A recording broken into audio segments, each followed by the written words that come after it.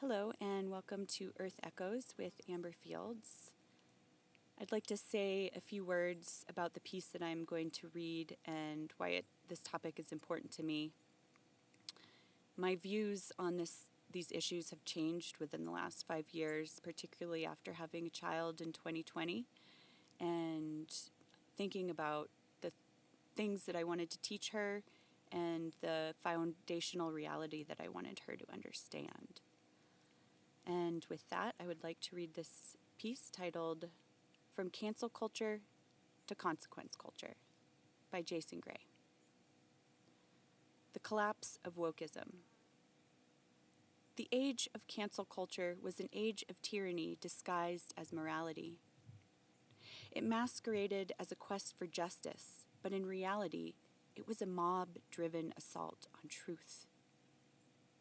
Those who wielded it claimed to speak for the oppressed, yet they built their platforms on silencing dissent, destroying reputations, and weaponizing outrage as a form of social control.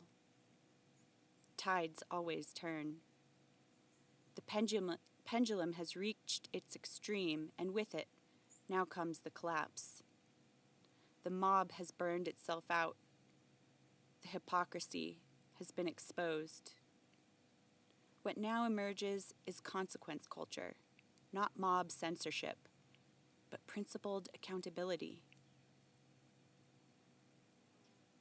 Consequence culture insists that words and actions matter, but that justice must be proportionate, not bloodthirsty.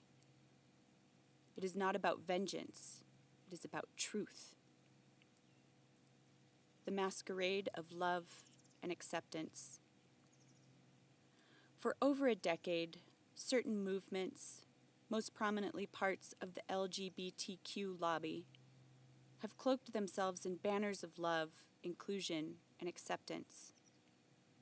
The slogans preached tolerance, but the actions revealed something darker: intolerance toward anyone who disagreed. They promised freedom, but delivered censorship. They claimed compassion, but cultivated hostility toward those who dared to hold eternal truths. What began as a call for equal treatment mutated into a machine of ideological enforcement.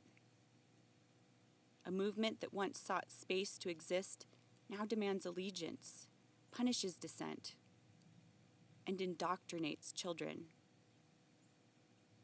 The rainbow was sold as a symbol of unity, but it has too often been used as a flag of conquest, waved against faith, tradition, and truth.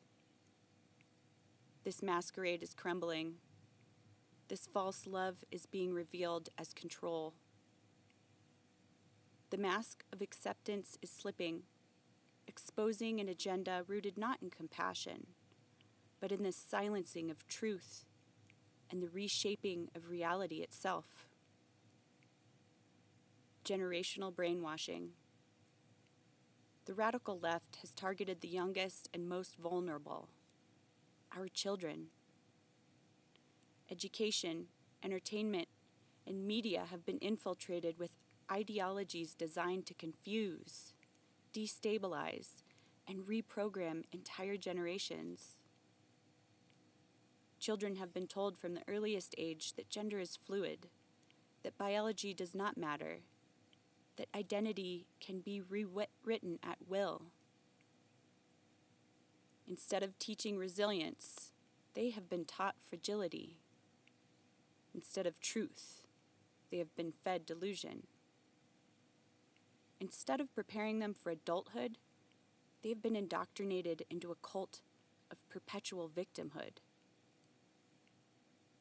The repercussions are already visible: skyrocketing rates of anxiety, depression, identity crises, and self-harm.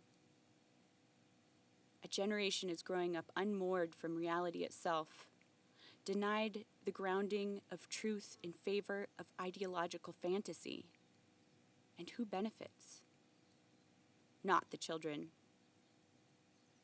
The beneficiaries are the movements and industries that profit from confusion, division, and dependency. This is not compassion, it is exploitation. The truth of gender. The foundational truth that has been attacked most viciously is this: there are two genders, male and female, period. Biology is not bigotry. Reality is not hatred. To deny this is not enlightenment, it is delusion. Those who promote the idea of limitless genders or identities are not advancing science or progress. They are eroding truth and calling it compassion. Truth does not bend to feelings. DNA does not change with ideology. To insist otherwise is not tolerance, it is the normalization of mental illness. And worse, it is the deliberate confusion of children who are too young to defend themselves.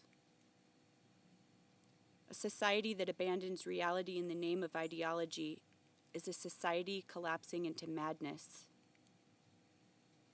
The end of wokeism and what comes next. Wokeism is ending, not because its opponents shouted louder, but because its internal contradictions have imploded. A movement cannot simultaneously demand tolerance while practicing intolerance. It cannot preach love while cultivating hate. It cannot claim truth while denying reality. The world is now entering the age of consequence culture. Free expression will be restored. Debate will replace censorship, and the fear of speaking truth will diminish. There will be accountability.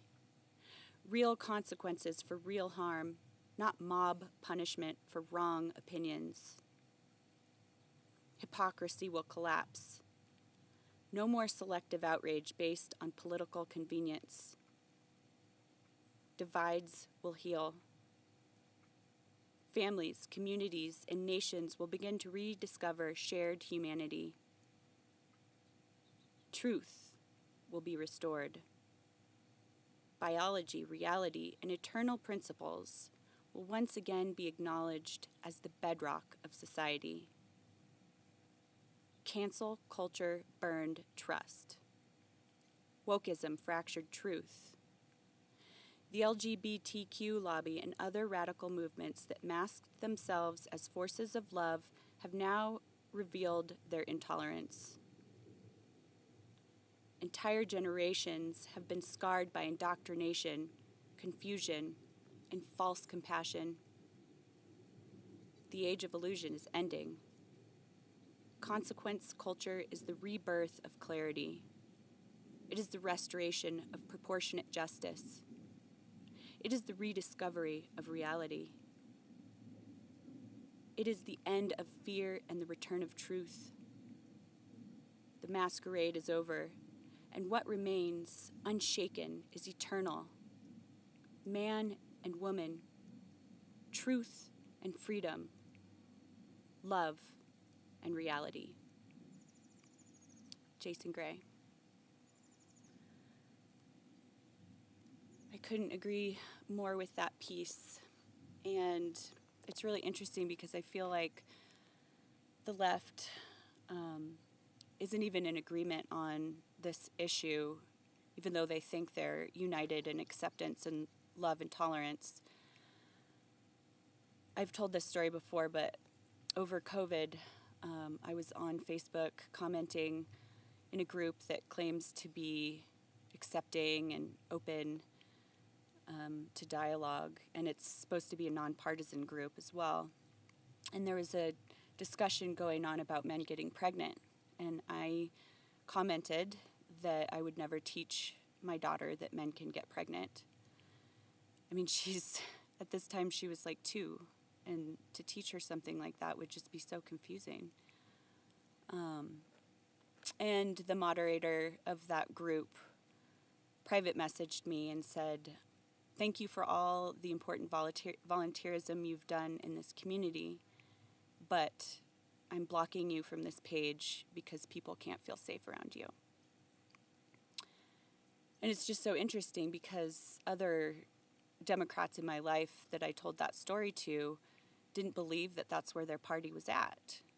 And then most recently, after Charlie Kirk's assassination, I've been having some conversations online with people about trans ideology, and a different liberal commented to me that none of her liberal friends would think I was a bigot for not wanting to proclaim that men can get pregnant.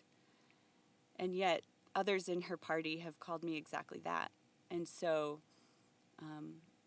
to me, it really points to the issue of incrementalism and how incrementally sometimes these ways of thinking work their way into different political parties. And sometimes the followers of that party don't even realize it's happening until it's already done. And then I think oftentimes they just go along with it. So I could say a lot more on this topic, but I think that's enough for today. And I thank you for being here with me. If you like these recordings, please like, share, and subscribe to my YouTube channel.